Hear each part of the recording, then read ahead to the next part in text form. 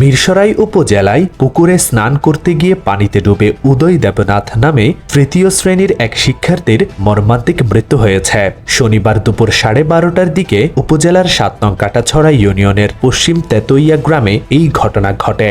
চট্টগ্রামের ফটিকছড়ি পৌরসভায় মোহাম্মদ খুরশেদুল আলম নামের এক বৃদ্ধের গলায় ফাঁস দেয়া ঝুলন্ত অবস্থায় মরদেহ উদ্ধার করেছে ফটিকছড়ি থানা পুলিশ। খাগড়াছড়ির চেঙ্গি নদীতে ডুবে এক কিশোরী ও এক তরুণীর মর্মান্তিক মৃত্যু হয়েছে। খাগড়াছড়ি সদর উপজেলার ভাইবোনছড়ার নলছড়া এলাকায় এই ঘটনা ঘটে। মারা যাওয়া দুইজন হল রিয়া চাকমা ও আরেকজন পিয়াসী চাকমা।